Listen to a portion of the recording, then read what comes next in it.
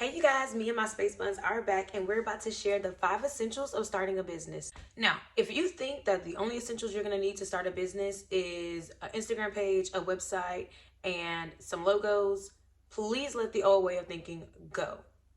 Here are the real 5 essentials you're going to need in order to start your business. And we're going to break them down one by one. One is a business plan. Now, I know what you're thinking. I don't have time to write a 10-page business plan. It's not that hard. And I'm going to show you the easy way to knock it out in about 30 minutes. Now, number 2 is a marketing plan. I'm not even going to hold you. This is going to take a while, but it's better to spend the time doing it now than to wait and do it later. Your marketing plan is essentially how you're going to get your business in front of your target audience, which brings us into number 3. You're going to need to know your target audience or your buyer persona. Number 4 is going to be your brand. And if you think your brand is your logo and a couple of colors, your brand is so much more. Number 5.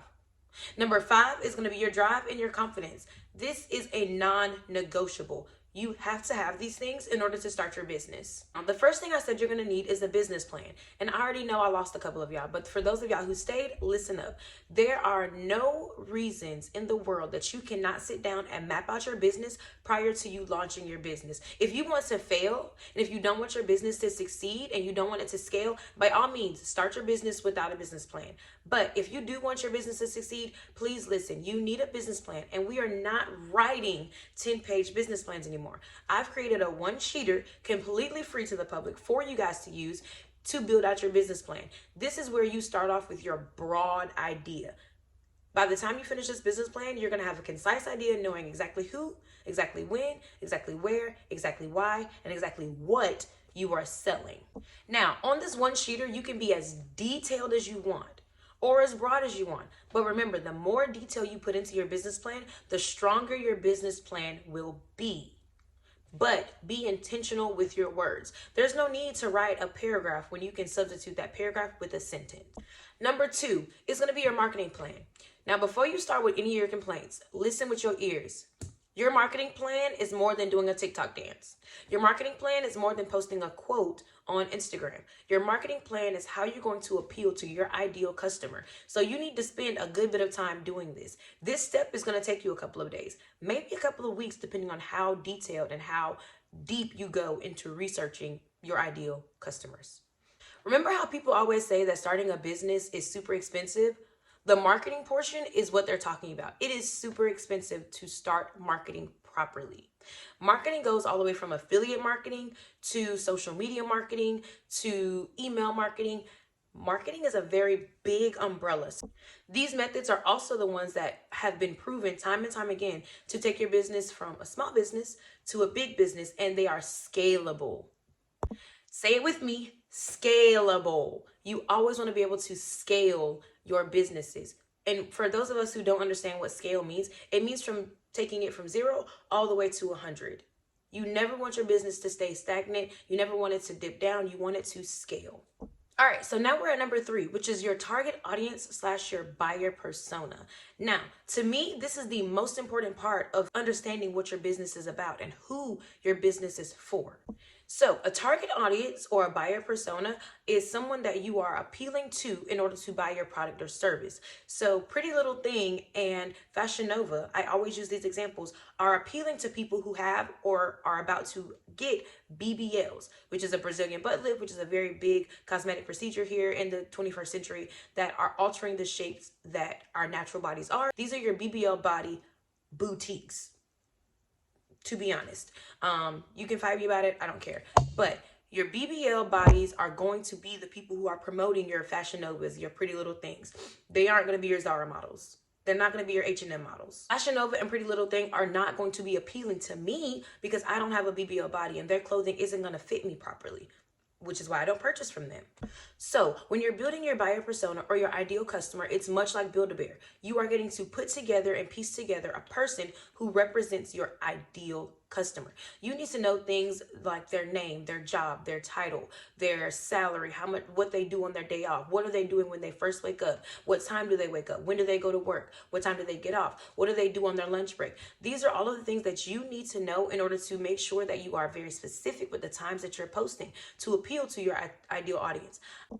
The best way for me to explain this is, have you ever seen an ad or a post, or you're just scrolling on TikTok and you feel like that person is relating directly to you?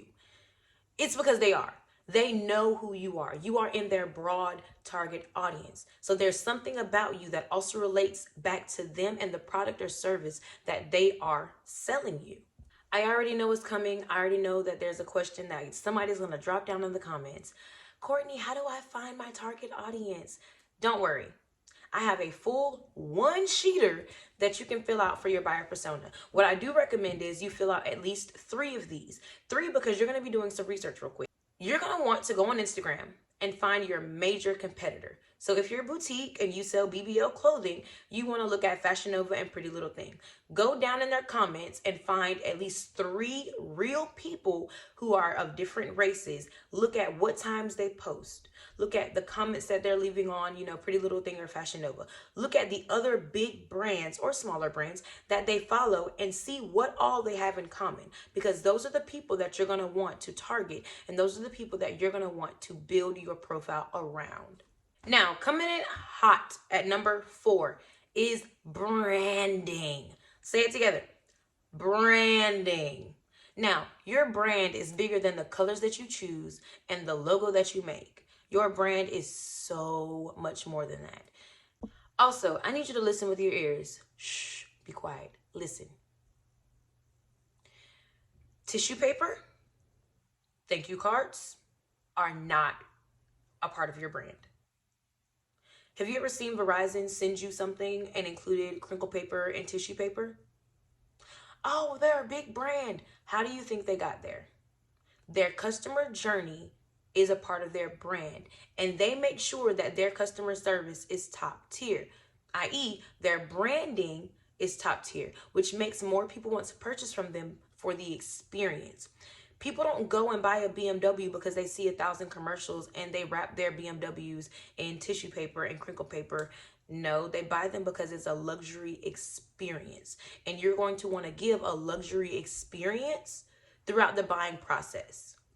If you ever notice, when you buy something from Target or Walmart or Verizon or Bath and Body Works, you get a craft paper box.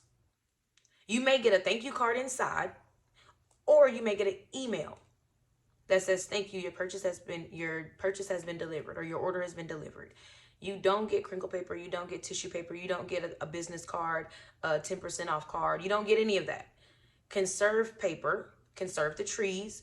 Make sure that somewhere on your website you say that we are eco-friendly, which means all of your things will be going through your email. You'll get your discount card in the email. You'll get your thank you in the email. You can personalize everything about a buyer's experience in an email, in a text message, in an order confirmation, on your website. You don't need to go out and buy extra stuff adding on to the cost of you starting your business. Now, if everything I just said is not making a lick of sense to you, it's okay. I have another one-sheeter that will help you build your brand, that will help you build your brand from top to bottom. And it does not include a vendor to buy crinkle paper or tissue paper, because that is not a part of your brand. Focus on how you are perceived by your customers and how you want to be perceived by your customers. If the perception of your customers does not match the perception that you want to send out, you need to change a couple of things. Nurture prior to selling, and that is how you win. Listen to me and listen to me good. For those of y'all who have already completed elementary education, that means you have your high school diploma or you have a GED. It took you 12 plus years to get a piece of paper that says you are competent enough to go out into the real world. I'm not sure where we left off, but success is not overnight. I have talked to so many business owners. I have been one of those business owners who has given up when my results were not immediate. Here's the secret. Results are not immediate. You have to put the work in. We are so afraid of failure that we're just going to quit on our dreams, quit on our goals because we don't see results. It took you 12 years to go out into the real world. You think you're going to see results in 12 days? You're not. You need to be realistic. The drive that you have, the confidence to keep going, even when you're not succeeding and making hundreds of thousands of dollars, you need to make sure that you have the confidence enough to keep going.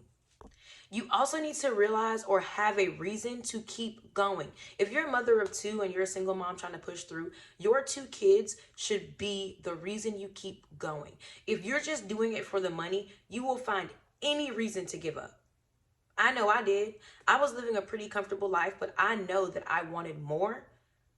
But once the going got tough, Courtney left. Don't be me. I've already made that mistake twice in my life. I'm not making that mistake again. I refuse to keep giving up on something when I'm literally right at the gold mine. It does not make sense. So please have a clear, concise reason on why you want to start a business and why you're doing all of this work. Do not give up after you've already done the hardest part, which is starting. If you're ready to jumpstart your business, if you're ready to get everything together to start your business, these 5 essentials that I told you about, 4 of the 5 are in my description box for you to go grab, download, print them out, start today. If you also like this video, please like, comment, and subscribe to this channel because I'll be dropping a lot more gems on business